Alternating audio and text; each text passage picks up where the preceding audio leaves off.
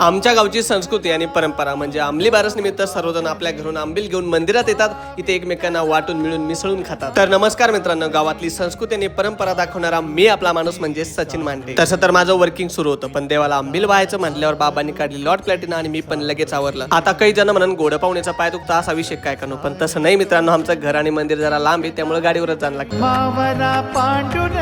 जसं आम्ही आंबील घेऊन आलो तसं प्रत्येक घरातून कोणी ना कोणी आंबील घेऊन देवाला व्हायला आला. आम्ही आंब्याचा डंगळा विसरलो होतो म्हणून इकडे ह्या काकांकडून घेतला. विषय असा आहे मित्रांनो, हे आंबील जे आहे हे महादेवाला किंवा पिंडीला व्हायचं असतं. ही अशी परंपरा आहे की आपण घरून आणलेलं आंबील देवाला वाहून झाल्यानंतर सगळ्याला एकमेकाला वाटायचं आणि तर मिळून खायचं. बोला नमो पार्वती पते हर हर महादेव.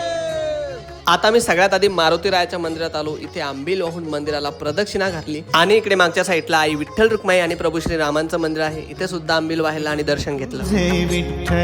आणि इकडे वरांड्यात असलेल्या महादेवाच्या पिंडेला आंबील वाहिलं आणि उरलेलं आंबील हे सगळ्यांना वाटून दिलं. मुळात आमच्या इकडे आंबली बारशी निमित्त ही परंपराच आहे. घरून येतानाच ताटात शिल्लक आंबील आणायचं, देवाला वाहून झाल्यानंतर तिथे बसलेल्या सगळ्यांना ते वाटून द्यायचं, त्यांचं आपण घ्यायचं आणि मिळून मिसळून खायचं. आता इथं पारावर बसून ह्या आजोबा लोकांच्या गप्पा ऐकले माझे. तिथे सांगत होते आधी प्रत्येक जण म्हणे पावशेरा अर्धा किलो आंबील खात होता. आणि हा, तुम्ही पण आपली संस्कृती आणि परंपरा अशीच जपा आणि तुमच्याकडे आंबली बारशीला काय असतं कमेंट्स मध्ये नक्की सांगा.